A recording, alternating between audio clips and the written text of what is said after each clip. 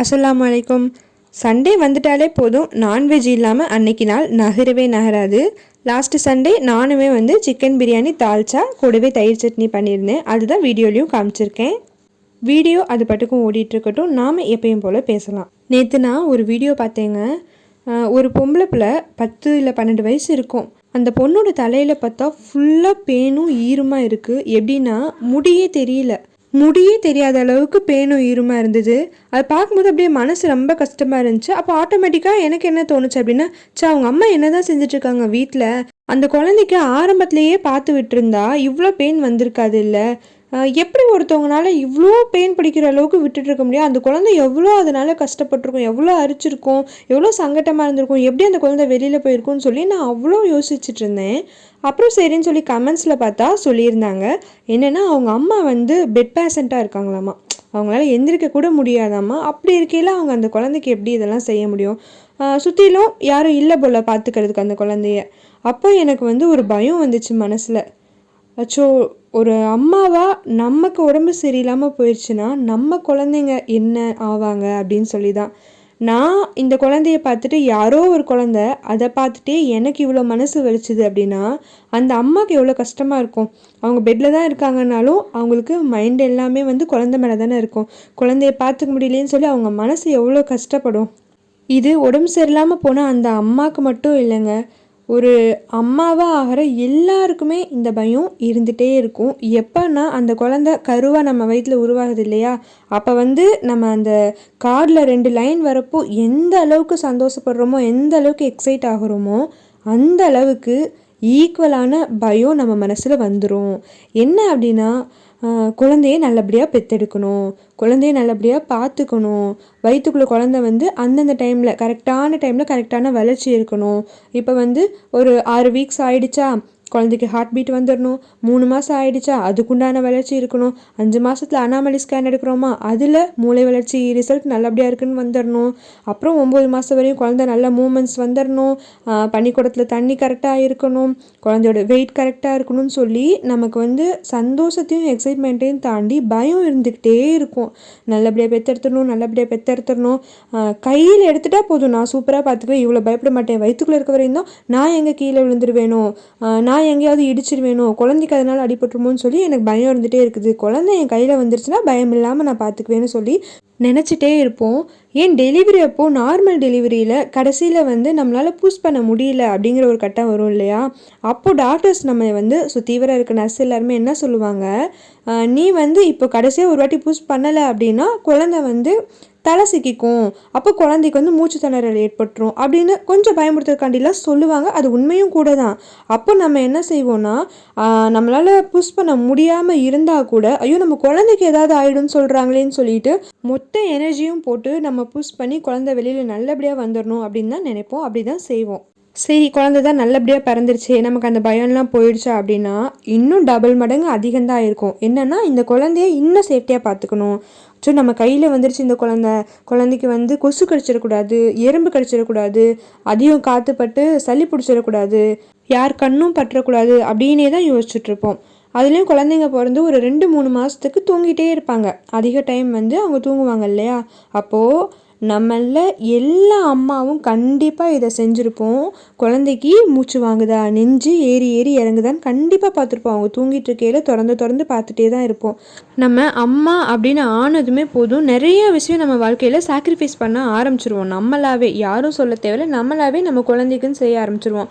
ப்ரெக்னெண்ட்டாக இருக்கும்போதே குழந்தைக்குன்னு சொல்லி அவங்களுக்கு ஹெல்த்தியாக இருக்கணுங்கிற மாதிரி நமக்கு பிடிச்சிச்சோ பிடிக்கலையோ சாப்பாட்டிலேருந்து எக்ஸசைஸ்லேருந்து எல்லாமே குழந்தைக்காண்டின்னு செய்ய ஆரம்பிச்சிருவோம். அதே மாதிரி தான் குழந்தை பிறந்துமே அப்பயுமே சாப்பாட்டில் நிறைய ரெஸ்ட்ரிக்ஷன்ஸ் இருக்கும். நல்லதாக சாப்பிடணும், குழந்தைக்கு சேராத பொருளை சாப்பிட்றக்கூடாது, அப்புறம் குழந்தைக்கு பால் கொடுக்குறப்ப குழந்தைக்கு பொறை ஏறிடக்கூடாது. நைட்டு ஏற்கனவே குழந்தைங்க நிறைய வாட்டி முழிப்பாங்க பால் குடிக்கிறதுக்கு. அப்போ நம்ம தூங்கிட்டே பால் கொடுத்து எங்கள் குழந்தைக்கு பொறை ஏறிடுமோன்னு பயத்தில் நம்ம முழிச்சு உட்காந்துக்கிட்டே கொடுத்துட்ருப்போம். இப்படி குழந்தைங்க நல்லா இருக்கணும் அப்படிங்கிற ஒரு பயத்திலேயே நம்மளோட உடல் நலத்தையும் மனநலத்தையும் பற்றி கவனிக்காமல் நமக்கு ஒரு டிப்ரெஷனே வந்துடும். அதுக்கு பேர் தான் போஸ்ட்மார்ட்டம் டிப்ரெஷன். சரி அந்த டிப்ரெஷன் ஒரு 6 மாதத்தில் சரியாயிருமா, அதுக்கப்புறம் நார்மல் ஆயிடுவீங்களா அப்படின்னு கேட்டால் அதுக்கப்புறமும் இருந்துகிட்டே தாங்க இருக்கும். 6 மாதத்தில் குழந்த சரியாக தவக்கணும், அதுக்கப்புறம் நிற்கணும், நடக்கணும், கரெக்டான டைமிங்கில் பேசணும் அப்படின்னு சொல்லி அந்தந்த டைமுக்கு உண்டான மூமெண்ட்ஸ்லாம் குழந்தைங்க பண்ணுதுங்களா, பண்ணிடணும் அப்படின்னு சொல்லிட்டு அதுக்கும் பயந்துகிட்டே இருப்போம்.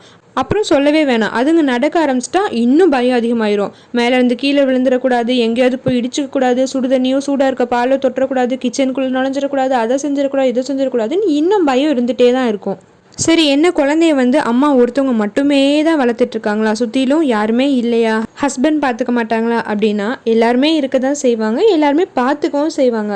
ஆனால் அதையும் தாண்டி ஒரு அம்மா மாதிரி யாருனாலையும் குழந்தைங்கள புரிஞ்சுக்க முடியாது. இன்னொன்று, அம்மாவுக்கு இருக்கிற பயத்தை அவங்களால புரிஞ்சுக்க முடியாது.